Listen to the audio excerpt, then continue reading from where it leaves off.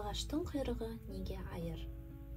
Күндердің бір күні жылан жер жүзіндегі жанды мен жансыздарға мынадай арыз айтады. Мені Тәңірім сендердің бәрінен кем жаратыпты. Аяқ қолым жоқ, басымды көтере алмай жер бауырлап қалдым. Не жеп, не қоярымды да білмеймін. Сендердің бәрің бір бүтін тілдісіңдер, ал мен айыр тілдімін. Ойлап отырсам, жанды мен жансыздың ішіндегі сорлысы мен екенмін. Маған ешқайсының жәрдем еткілерің келмейді. Сен қасіретті көп тарттың, ондайлар әрдайым әділ келеді. Сен барлығымызға патшада бола аласың деп, сөзбен болса да жұбатып кетпейсіңдер ме?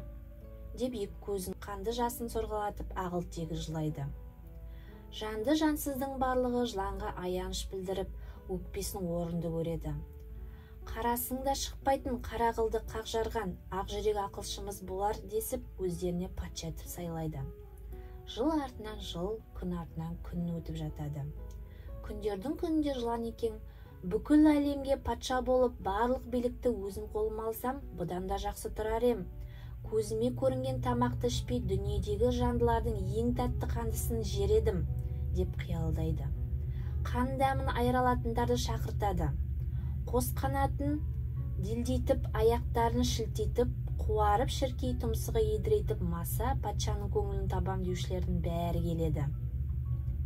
Патша осылардың ішінен шіркей мен масаға жер жүзін аралап, өсімдіктердің дәмін татып, жанды жансыздың қанын сорып, қайтыңдар, тек бұлар ғана емес, қаттыдан тастың, жұмсақтың топырағының да дәмін алыңдар дейді.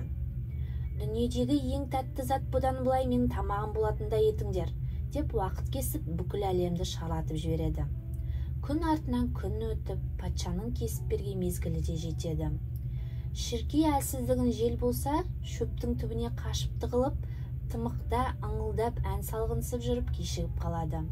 Ал маса болса, өсімдіктер мен жандылардың ең тәттісін біліп алып, патшасына қарай әуелей ұшып, әндетіп келе жатқанда қарлығашта кез болады.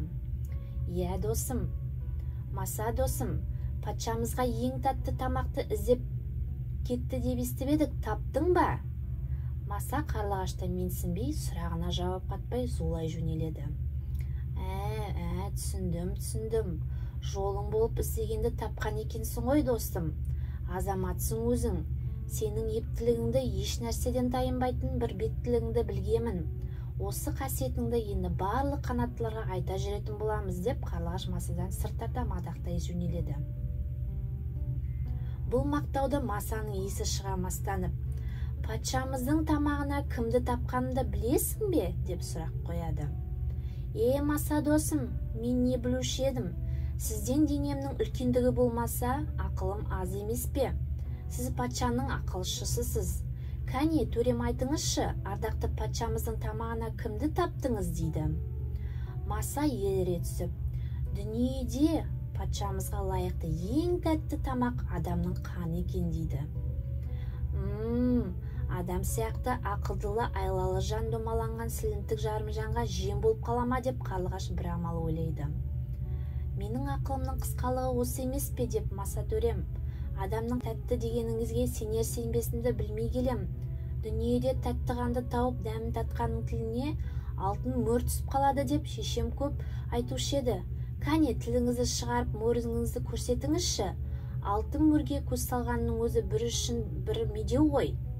Бұл мақтауға елерге ессіз маса, көрсең көре ғой байғұс деп тілін ұсынады. Қарлығаш шап беріп масаның тілін жұлып алғанда ол сөйлей алмай, ыз деп етіп патшасы жыланға қарай ұша жөнеледі.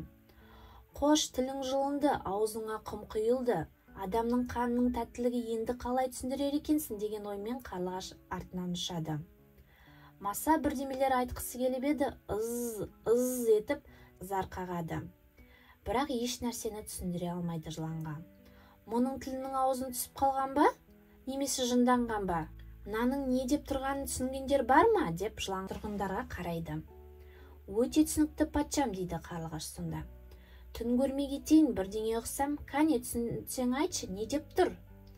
Ызыңдап ұшып жүріп бүкіл әлемді араладым, бірақ неше түрлі өсімдікті өзі өсіріп шығарған топырақтан басқа еш нәрсені таппадым дейді патшам. Тілі сөйлеуге жарамаса да құлағы саумаса, мұны естігені жаны шығып кете жаздайды. Ол ызыңдап келіп қарлығашқа екі-үші тиіседі де жыланның алдына барып жылап жібереді. Мұның тіліне бір пәле қылған сен екенсің ғой деп жылан қарлығашқа атылып кеп кетеді. Қарлығаш ұша жөнеледі. Жылан ұша жөнелген қарлығаштың құйрығын ғана тістеп қалады. Жылан содан былай топырақ жалап алмаса ызылдап қалады. Адам жыланды көрсе өлтіріп басын езетін болады.